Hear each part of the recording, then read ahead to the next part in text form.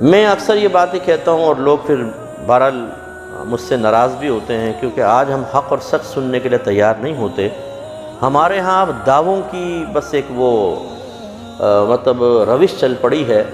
کوئی کہتا ہے کہ میں اس امت کا مصلح ہوں، میرے علاوہ کوئی بھی نہیں ہے، ہم اصلاح کر رہے ہیں اور کوئی اصلاح نہیں کرتا۔ غلط دعویٰ ہے۔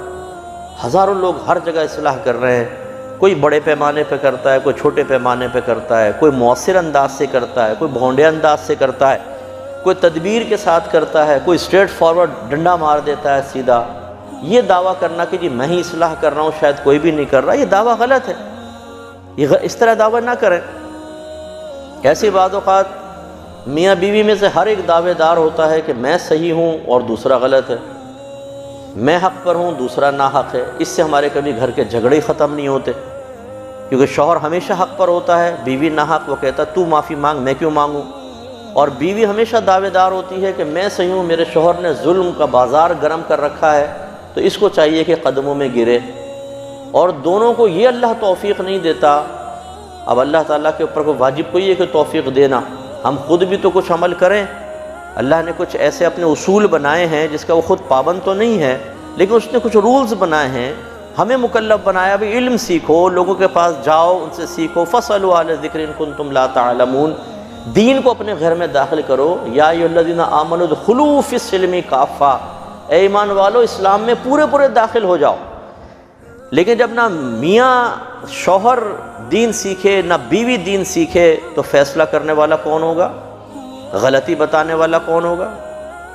اگر آپ کی گاڑی کسی کی گاڑی سے روڈ پر ٹکرا جائے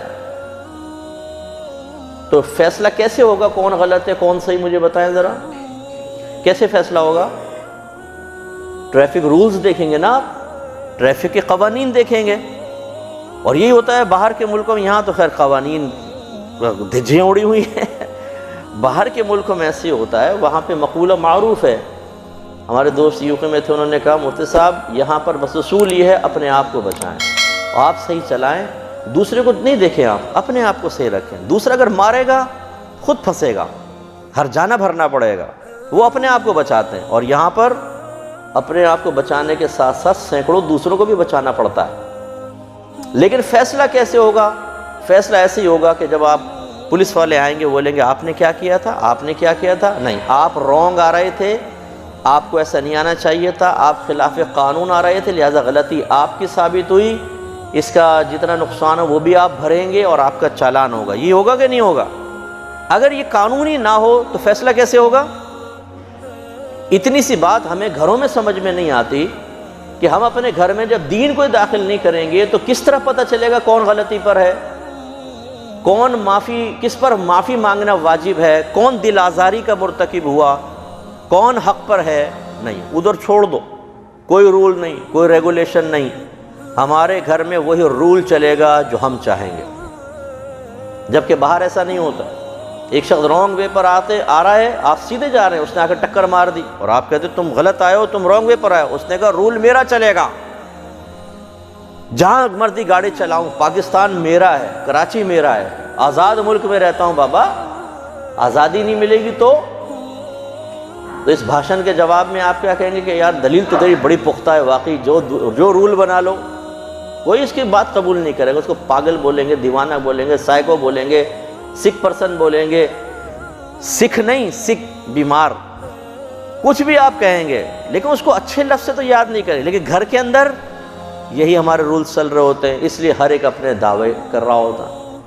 ایسی ماں باپ کے بھی بعض دعوے ہوتے ہیں جو غلط دعوے ہوتے ہیں، وہ بعض اوقات بچوں کو گناہوں کی دعوت دے رہے ہوتے ہیں، غلط کام پر، بیٹا حرام کماؤ، داڑھی رکھنا کوئی ضروری نہیں ہے، امتحان ہو رہے ہیں نمازیں بعد میں پڑھ دینا، ایک ساتھ قضا کر کے پڑھ دینا۔ ابا جان جو ہے یہ ان کو بڑا اچھا دین آتا ہے نا، وہ پورے مفتی ہیں وقت کے، بہت بڑے مفتی، انہیں پتہ ہے کون سا مسئلہ کیسے بتانا ہوتا ہے، حالانکہ کسی عالم کے پاس نہیں بیٹھے ہوتے، لیکن دین سیکھنا ہو تو بعض اوقات ایسے والدوں سے سیکھ لو، وہ مشورے دے رہے ہوتے ہیں بیٹا نمازیں چھوڑ دو، بعد میں ایک ساتھ پڑھ دینا، کوئی بات نہیں، امتحان بہت ضروری ہے۔